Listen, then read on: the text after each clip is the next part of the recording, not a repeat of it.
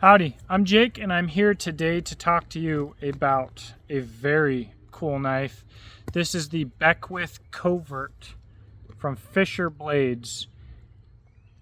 I have a lot to say about this knife, unexpectedly. I'm really excited about it. So let's check out the specs and we'll get right into talking about the knife.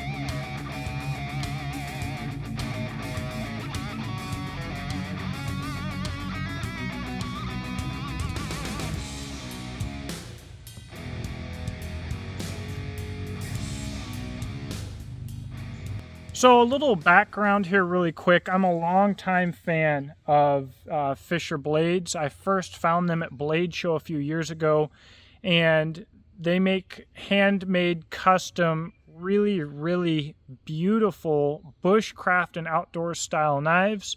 And most of them had a model name that had a theme that went back to some really cool people. The choices of handle colors, blades, steels, the attention to detail and fit and finish blew me away.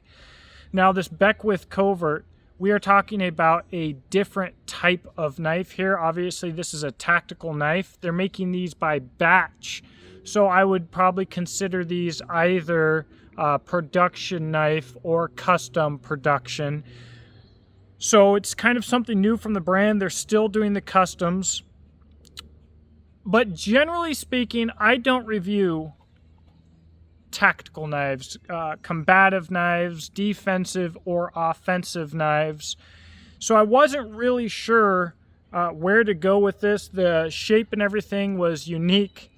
And the first thing that I noticed when I opened this thing up was the absolute attention to detail and the fact that the guys over there chose to do pretty much everything that can be done without paying attention to how things were normally done. Everything was fairly unique, and I could tell instantly as a knife brand owner, knife reviewer, knife nerd, I could tell instantly that every decision that they made that was different than what is normally done was done for a reason, and it was easy to tell. So I'm going to go into that first. We're going to look at the package, what it comes with, what I found to be so impressive, and then we're going to go into a more usual style of review. I'm going to talk about the blade, the handle, and the sheath. I'm going to have quite a bit to say about the sheath, and we'll wrap it up from there. So just really quick as we're going into this, if you enjoy this kind of content, please consider checking out the description box below. I have my own knife brand, Exodus Knife and Tool, made in the USA, no questions asked, lifetime guarantee. I have affiliate links down there, Beach and Tactile. I make custom rifle slings, Patreon, stuff like that. So if you like this kind of unbiased content, I'm able to take the time to do reviews like this and to not make money off of the review that I'm doing, because I make money through sales and advertisement of myself, of my own brands. Objectivity is very important to me. So the most impressive thing about this particular knife, and there's a lot of impressive things, the most impressive thing is not what you guys would think, and maybe this is what's most impressive to me. Maybe they won't appreciate that this is what was most impressive to me, but this is the box. This is how you get everything. And except for the sticker, which is now on my Jeep. But look at this. It comes with a manual. This is industry leading right here. And one important thing, Chaz, the guy behind here, he knows about using knives. He's got the training, he does the classes, and he is going to really advise repeatedly that you seek professional education here. So this manual does not immediately make you into Jason Bourne.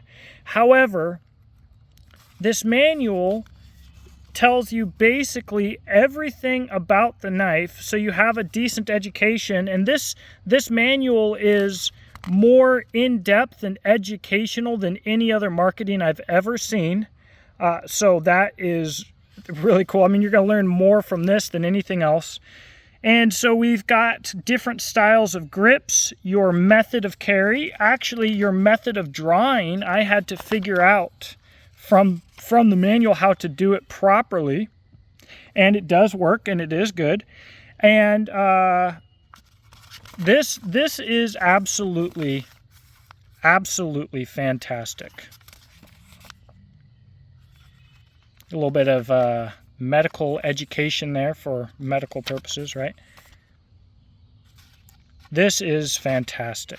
So I wish every knife on the planet came with this. Obviously, we've also got the Constitution here.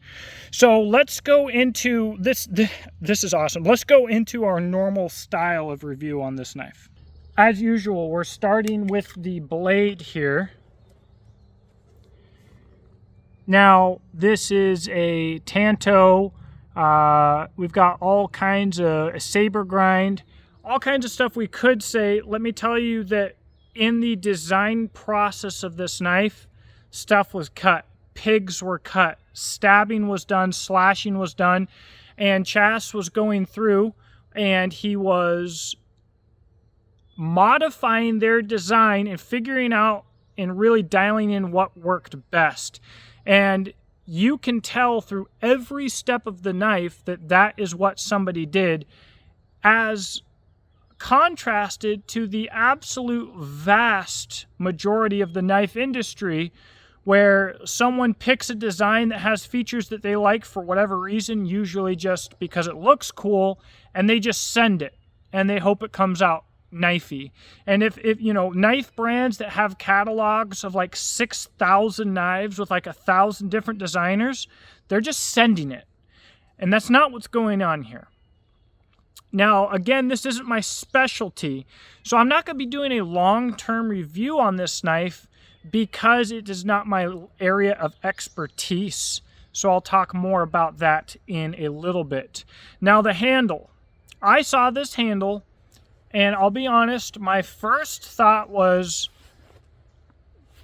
that's probably not going to be practical. All right? And what I will say is I was blown away when I put it in hand. So all these angular lines that you see, generally, that in my experience has always or more or less been a fairly bad thing. This knife locks into your hand, and there's no way it's going anywhere. No matter how you hold this thing, it is locked in. And so Chas was saying he, with a different design that they were doing or something like that, maybe an entirely different knife, he stabbed a pig, his hand slipped and he cut his main finger right down to the bone. Like, that is not going to happen with this blade. Now, for hand size, I wear a size large glove. And so your size small, medium, large hands, I think all of them are going to be ultra secure in here. I have a buddy, my leather guy, Michael. One of his fingers is probably literally the diameter of 3 of mine. Very, very large human being. Literally twice my size. And he might only get 2.5 fingers on this. So for him, this would not be the way to go. If you have freakishly large hands, you've already learned probably what to look for in a blade, so this one would not be for you. But I'd say for probably 90% of the population, you're going to get a really, really good grip on this blade. A lot of attention to detail again. Jimping here, jimping here, jimping here. I thought it wasn't going to be comfortable. It is. Now, it is comfortable for what? I've used this knife for opening some boxes, cutting a few things here and there. and it has been comfortable. I have not used this knife for long-term high-pressure woods use. We haven't done any feather sticks with this knife, anything like that, because the person who buys this knife probably isn't looking to do those things. However, I'll have to put a little edit up here to tell you exactly what this is, but with the edge coming in at, I would say, right around 30 thou, it's not going to be unusable for those things. And the handle is comfortable enough to get it done if you have to, but that is not the purpose of this blade. So I've seen, you know, what's what with this knife. I've been surprised in holding it, in the way that things worked, and the attention to detail. But not everything that I see in this knife and what I'm telling you, not everything's going to necessarily translate to you, because although it's a little bit angular and it looks a little bit weird, it's not that much different looking than things that I'm sure that you have seen before. The sheath is different. When I first saw the sheath, I instantly thought, these boys did their homework. They thought about this quite a bit. So check this out. A few things here. Absolutely micro rivets. It's not a rivet, grommet, whatever. These things are way smaller than standard. You have a tension adjustment right here. When I got this knife, it didn't always click straight in. Sometimes it would want to go a little bit sideways one way or the other, which Kydex can sometimes do. I just slightly tightened up the adjustable retention here, and now it goes in every time, no problem. So that's the great thing about adjustable retention. If something's not quite right, you can tweak it a little bit and get it to where you want it. And then this deep carry clip, very deep carry. So I looked at this and I instantly knew, first off, we're taco. That's your strongest type of sheath. And I knew that we were going for the smallest possible footprint in your pocket or anywhere that you're carrying this knife. The only small downside that I have with some of other knives that I really like, for instance, the Survive GSO 3.5, it's a very small knife, but in comparison to the size of the knife, the sheath is quite large and quite thick. So it works really well. The retention is amazing, but it's the sheath is very big in comparison to the knife, and the knife is small enough that with a smaller and more streamlined sheath, it could be more pocket carryable or versatile. This sheath is as small as a Kydex sheath can be, and it works well. And there are some other things that are very unique about this that I'll show you right now. So this is my Adventure Craft on an Ulti clip. This is the way that I like to carry it. And you will see that my handle is completely exposed, and the Kydex, the top of the Kydex is right about at the line of the pocket here. So I can pull it out, I can use it, and then when I want to put it back in, it's very, very easy. Now, I chose to go this route because this is a non-intimidating bush-style knife, and I don't care about concealing my knife, and I don't have to care, but a lot of people, especially tactical people, have other concerns that I do not have. So your trade-off with a deep carry clip is going to be, potentially is going to be ease of drawing and ease of returning to the sheath. But in the manual, it very specifically tells you how to draw this knife. So you're going to come in with your two bottom fingers, you're going to pull this out, and your hand's going to fall directly into place without having to change your grip. So you're able, with the hook and that handle, to grab this knife very quickly. And again, this is something you should practice, and immediately be in a use position. Now, with that said, this is a trade-off. If you want more concealability with a deeper carry clip, you're going to lose ease of use to some degree, and that has to be a trade-off that you want.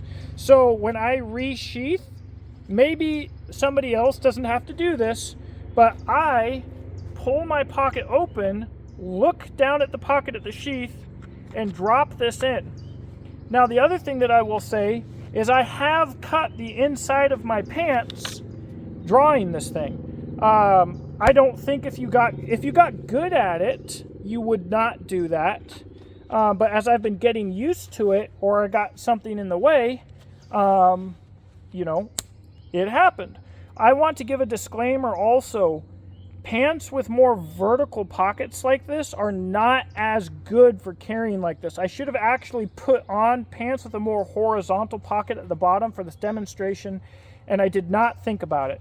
However, you get your bottom 2 fingers on here, you pull, you are in position. If you are a tactical guy looking for a tactical knife, this is something that you need to practice. Being tactical is not just about buying gear. So I've been reviewing knives for almost 10 years now, and very rarely do I come upon a knife that surprises me. This knife absolutely did. Now, how I like to operate this channel, I like to do an initial impressions review like what I'm doing now, and then I like to use the knife for a year, 2 years, or in some cases like 5 years, and I'll do an update long-term review, tell you what I've done with the knife. It looks beat to crap because I've been using the heck out of it, and sometimes I need to eat crow and say, look guys, my initial impressions review was incorrect or even slightly wrong on these points, and this is why. Or, you know, the video is really simple, and I'll be like, this is how I've used the knife, and this is how I feel, and I still agree with my initial assessment. Now, to do that properly, I feel that I would need to buy a pig, do a bunch of slicing, do a bunch of stabbing, do a bunch of combative stuff. It's not how I use knives. So I'm not going to do a long-term review on this knife. What I'm going to do is I'm going to pass this on to another YouTube channel, some of which, like I'm sure I'll send this to Scab at Choir Boys, and he likes to stab through tires. He likes to do all kinds of stuff. It sounds to me like he's got a little bit of defensive knife background, so he might enjoy slicing at some leather jackets and stuff like that, just like Chaz did, and you might get more out of that from him than from me. You know, we might just keep on going, send it around, get as many people's opinions on this knife as possible. But one thing that I didn't talk about, again, in what has impressed me is this is ABL.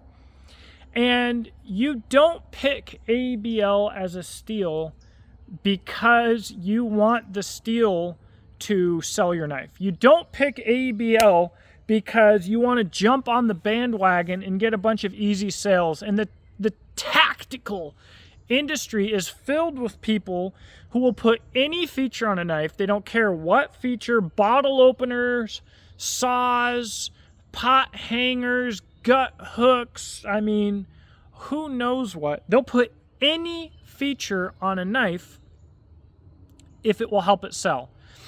And they'll use any steel. And if it's a company, honestly, like Hinderer, they'll use any steel like CPM 20CV, but it's a hard use knife, brother. So they'll put a really thick edge on it.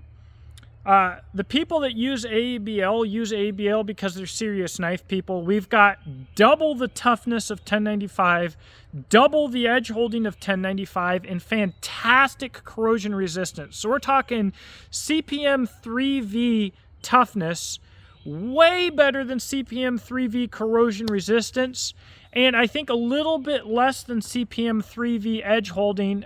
These are all potential these are all potential performance, so no knife steel performs to a certain degree because that's its potential. You can always come in below the potential, but it has the potential to just probably be one of the most just an absolutely awesome stainless steel for a hard use knife, a proper hard use knife. And these small rivets, you don't use these small rivets to make a knife that looks really cool that people want to buy, because the bigger rivets, they look better and they're the industry standard, and people see this and they're probably there's going to be people who will automatically think it looks cheaper or something. Look at the amount of Kydex space between the blade and the edge. It's absolutely minimal, and that's fantastic. So this knife is designed for a very specific purpose, and it's designed very well. The flip side of that, it is designed for a very specific purpose, and that purpose is not general versatility. So most of my designs, versatility is the very top of my list. I will say the rest of Fisher blades are probably more designed to be versatile. This knife is designed to be defensive and tactical. And so there's a couple of ways that this can kind of box you in from that perspective. So your clip is riveted on.